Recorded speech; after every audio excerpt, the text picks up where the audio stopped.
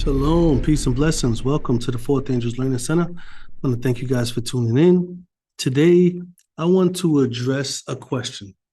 So I want to ask a question to everybody watching. There's been a lot of debate on salvation, whether it's through faith, whether it's not the law, whether the law is done away with, the law is bondage.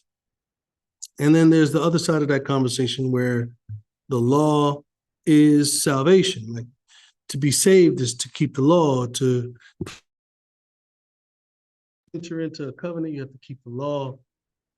So these conversations a lot of times have a small divide in between.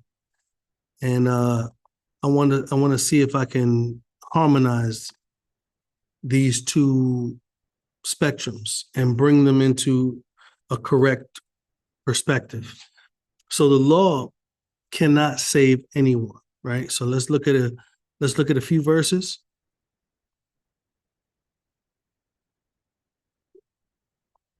So the law itself cannot save you, right?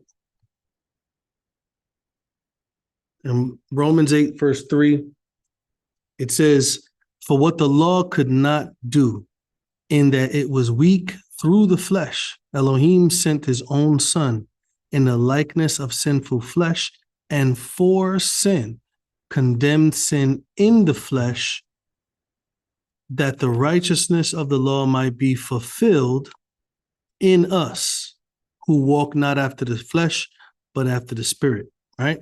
So it is by the Spirit that the law, or the righteousness of the law, is completed or fulfilled in us. So the idea that Messiah has fulfilled the law does not negate that through the Spirit, the law needs to be fulfilled in us also. And I think that that's the conversation that people are not grasping. Now, how do you obtain the Spirit? You obtain the Spirit not by the law. You obtain the Spirit because it's a gift of faith. It's a gift of faith.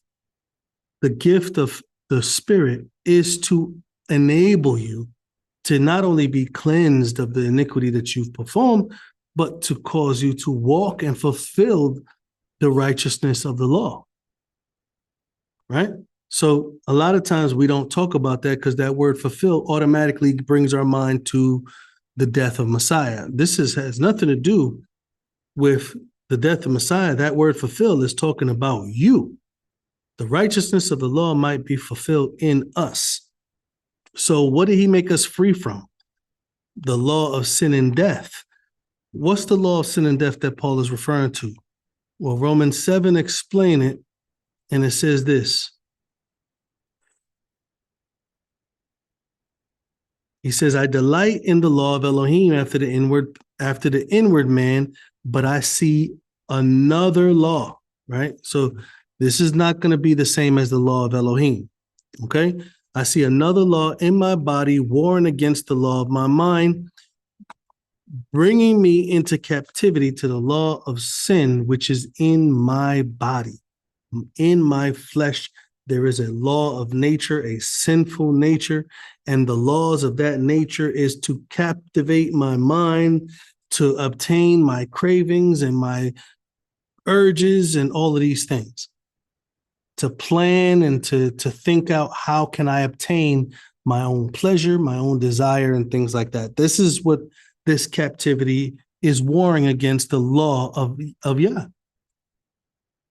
So because the law was weak according to the flesh, the Son of Yah came and condemned sin in the flesh so you can rule over sin with your mind. How?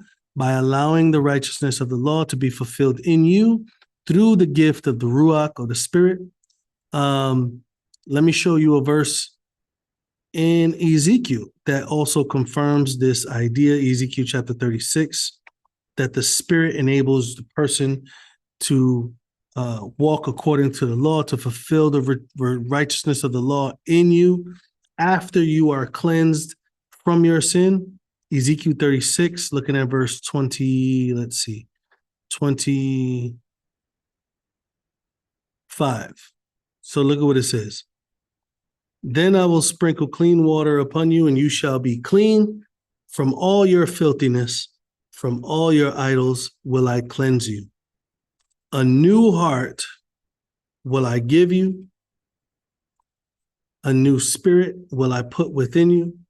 And I will take away the stony heart out of your flesh, and I will give you a heart of flesh. Okay?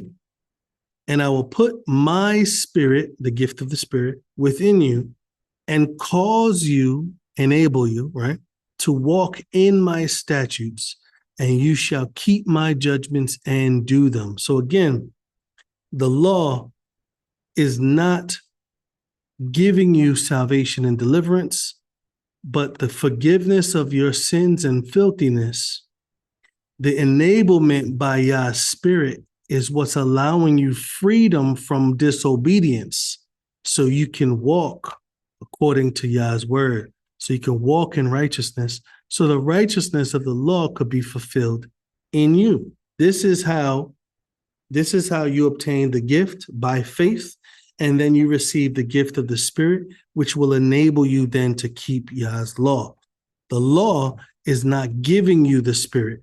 The law is not giving you faith, nor is the law enable you to enter into that covenant where Yah gives you the gift of the Spirit either.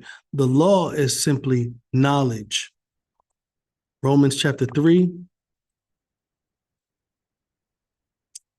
The law is knowledge and is necessary knowledge, absolutely necessary. Therefore, by the actions of the law, there is no flesh justified in his sight, because by the law is the knowledge of sin.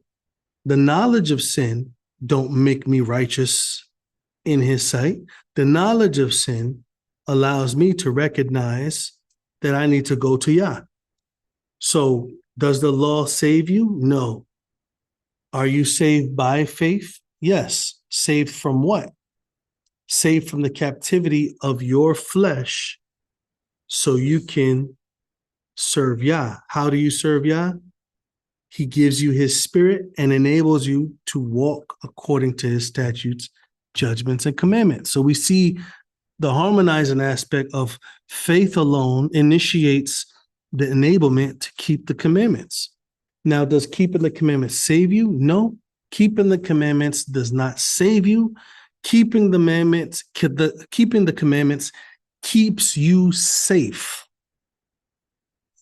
There's a difference. There's a difference between deliverance, being delivered, and being safe from what held you captive before. Let's look at a few verses in the Torah. Deuteronomy chapter 5, looking at verse 31. This is going to be a short little breakdown. It says here, but as for you, stand you here by me, and I will speak unto you all the commandments, statutes, judgments, which you shall teach them. He's talking to Moses, that they may do them in the land which I give them to possess it. Okay. Many people say this is a bondage, but let's see what Yah says. Verse 32. You shall observe to do therefore as yahuah your Elohim have commanded you, and you shall not turn aside to the right or to the left. Verse 33. You shall walk in all the ways which yahuah your Elohim have commanded you. Now I want to stop there for a second. In Ezekiel 36, he tells you how you actually walk in his ways. He says, I will put my spirit in you and cause you to walk in my statutes and judgments. So this is all the same conversation. This is not a new conversation. Same conversation. Ezekiel was expressing it in the future when they were disobedient. He was explaining how they can be restored. And in Deuteronomy, he was talking to a new generation that had to be walking differently than the previous generation. So it says here clearly that if you walk in his ways, which Yah, your Elohim commanded you, that you may live, that it may be well with you, and that you may prolong your days in the land, so that you may live, that it may be well, and that you may prolong your days. Preservation and living and well-being. How people say this is against you? How is this bondage? Let's go to Deuteronomy chapter 6. We're going to move a little bit fast. Deuteronomy chapter 6, verse 24 and 25. It says here, Yahuwah commanded us to do all these statutes, to fear Yahuwah our Elohim for our good always. Look at that. For our good always, that he might preserve us alive, as it is this day. It shall be our righteousness if we observe to do all these commandments before Yahuwah our Elohim, as he commanded us. So it's very clear. It keeps us preserved. It preserves us from a sinful state. It preserves us from disobedience, and it preserves us from the wrath and the punishment of our disobedience. Let's look at Exodus. To do away with this is it doesn't make any sense. You're doing away with that which preserves you. You're doing away with that which keeps you from the trouble. Exodus chapter 15, verse 26. And he said, if you will diligently hearken to the voice of Yahuwah your Elohim, and will do that which is right in his sight, and will give ear to his commandments, and keep all his statutes, I will put none of these diseases upon you, which I have brought upon the Egyptians. For I am Yahuwah that heals you. So now we have healing, and now we have preventative healing, meaning that he's going to keep us safe from the sicknesses and diseases that he poured out on Egypt. This is what happens when you stay right in his sight. He defines right in his sight to giving ear to his commandments and keeping his statutes. It's a preservation. It keeps us safe from disaster.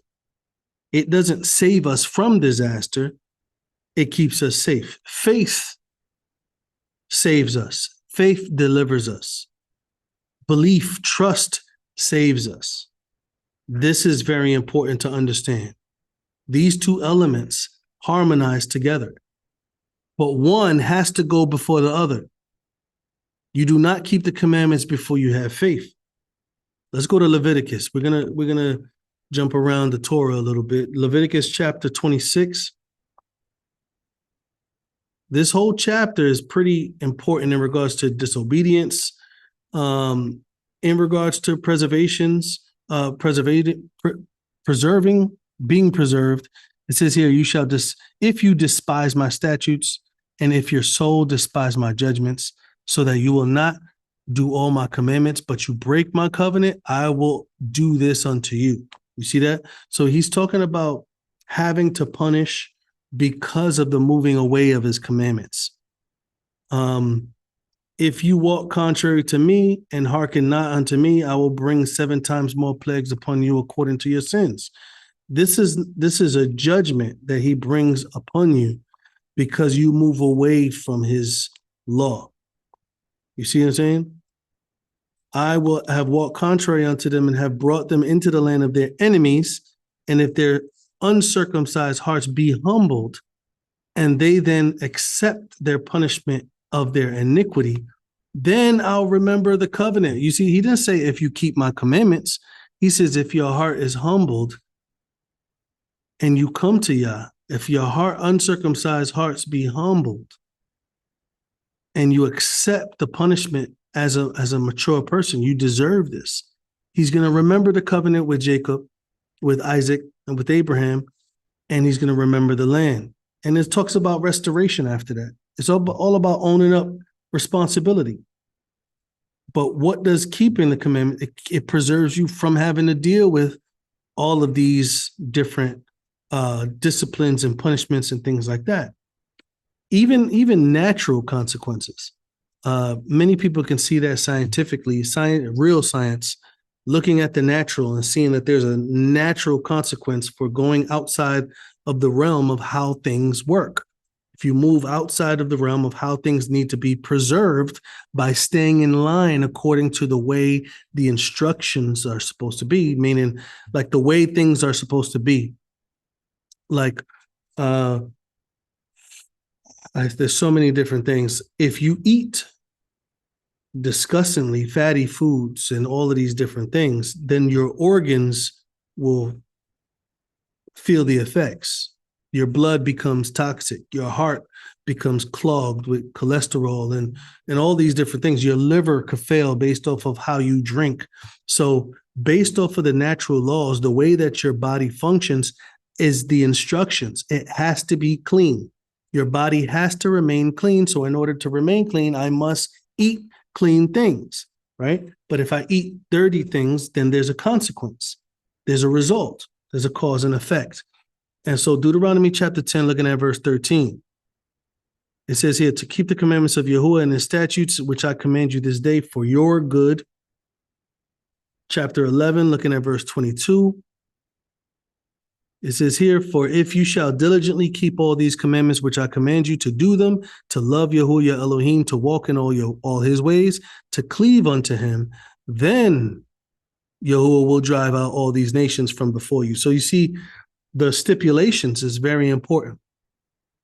Even David was instructing his son right before he died, Solomon, in verse 3, he said to keep the charge of Yahuwah your Elohim, walk in his ways, keep his statutes, his commandments, his judgments, and his testimonies, as it is written in the law of Moses, that you may prosper, not so you can be in bondage, so you may prosper in all that you do, wheresoever you turn yourself, that you may prosper. Many people want to prosper without having Yah involved. And when they prosper and they get rich in money and then they kill themselves because of overworking, or they end up committing crimes because they're trying to obtain more and more riches, you have no control. Control and peace is very important and valuable attributes, very important things that we only obtain from Yah. It keeps us safe to keep his commandments. We receive blessings when we stay in line with what he has put in place. Verse 14 of 1 Kings chapter 3, if you will walk in my ways to keep my statutes and my commandments as your father David did walk, then I will lengthen your days. So very important for us to understand. Sorry about that. Is the commandments given to us for us to be delivered, or are they given to us for us to stay safe? This is a very important principle. I think that if you are understanding that it keeps you safe, it's impossible for you to see any value or any reason for them to be nailed to the cross. So I hope that this was a help in understanding just the value of the law in regards to our well-being, and to dive into the understanding of the law a little bit better, to understand how through these laws is he keeping us safe, because he clearly says he wants to prosper us, he wants to keep us well, and he wants to keep us safe. So praise Yah. I look forward to the next study. Shalom, everyone.